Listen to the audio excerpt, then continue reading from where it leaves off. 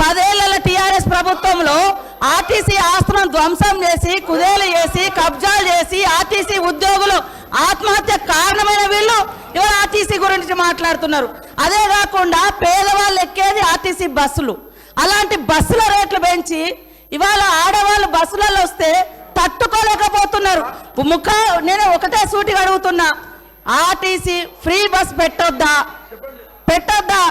ఇవాళ మీరు వ్యవసాయం చేయనటువంటి బీడు భూములకు లక్షాధికారులకు కోట్లాది రూపాయల నోళ్లకు వ్యవసాయం పేరుతోటి రైతు బంధు కట్టబెడితే ఏ పేదోళ్ళైనా రోడ్ల మీదకి వచ్చి మీ ఇళ్ళ ముంగట ధర్నా చేసిర్రా?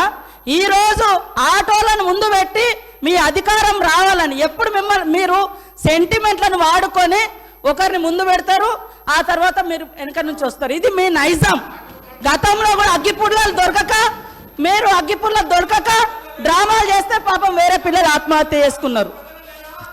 అంటే చేయకూడదు అంటారు. మరి మీరు లక్షల రూపాయలు కోట్ల రూపాయలు ప్రజల మీద అందరి మీద పన్నులేసి ఆ వచ్చిన ధనము రైతు బంధుల పేరుతోటి ఏ పేద మహిళకు ఏ పేదోళ్లకు రూపాయి దక్కలేదు. కానీ మీరు మాత్రము లక్షలు ఎత్తుకున్నప్పుడు ఏ పేదోళ్ళన్న రోడ్ల మీదకి వచ్చి మాకెందుకు ఇవ్వలేదని అడిగించేటట్టుగా మేమన్నా రెచ్చగొట్టినామా? ఇవాళ అక్క చెల్లెళ్ళు అడుగుతున్నారు, నెలకు 5-6 వేలు మాకు మిగులుతున్నాయి ఆర్టీసీ బస్ తోటి. అంటే వీళ్ళు ఎందుకు తట్టుకోలేకపోతున్నారో నేను అడుగుతున్నా. మరి ఎక్కడ ఏం దొరకనట్టుగా అదే మాట్లాడుతున్నారు. మొత్తం వీళ్ళు అన్ని తీసేయండి.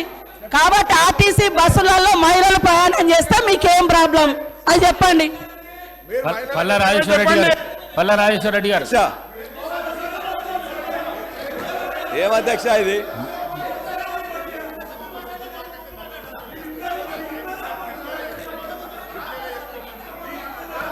అధ్యక్ష, ఇప్పుడు ముఖ్యమంత్రి గారిని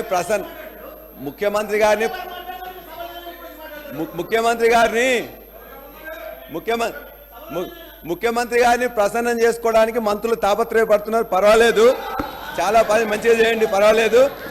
అదే కదా మేము అడిగేది ఏంటంటే మేము చెప్పినాం. అధ్యక్ష, నేను ఒక్కరిని మాట్లాడుతుంటే 5 నిమిషాలు కూడా మీరు సమయం ముందే వాళ్ళందరూ మాట్లాడుతున్నారు. అధ్యక్ష, మంత్రులకు అవకాశం అధ్యక్ష ఒకటే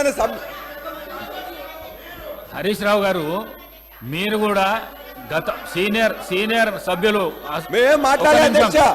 అధ్యక్ష ఒక్క నిమిషం.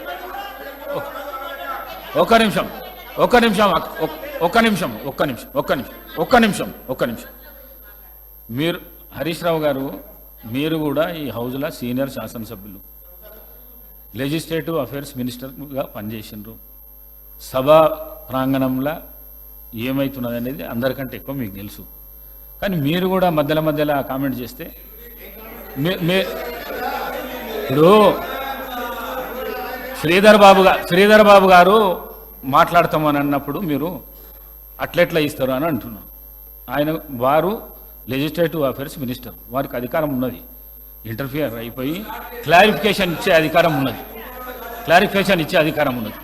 మరి పల్లా రాజేశ్వర రెడ్డి గారు అధ్యక్ష, మేము మరలా ఇప్పుడు ముఖ్యమంత్రి గారు ఇంతకుముందు నేను మాట్లాడినప్పుడు సభలో లేరు కాబట్టి వాళ్ళందరూ కూడా కొద్దిగా వక్రీకరణ చెప్తున్నారు. మీరు చేస్తున్న ఏదైతే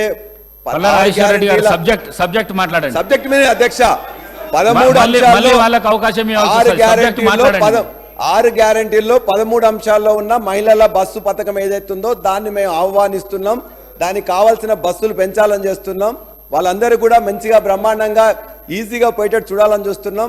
ఏదైతే ఆర్టీసీ గవర్నమెంట్ ఉద్యోగులుగా మేము చెప్పినామో వాళ్ళందరికీ కూడా వెంటనే వాళ్ళకు ఉద్యోగాలు కూడా గవర్నమెంట్ ఉద్యోగస్తులుగా గుర్తించాలని చెప్పి కూడా కోరుతున్నాం.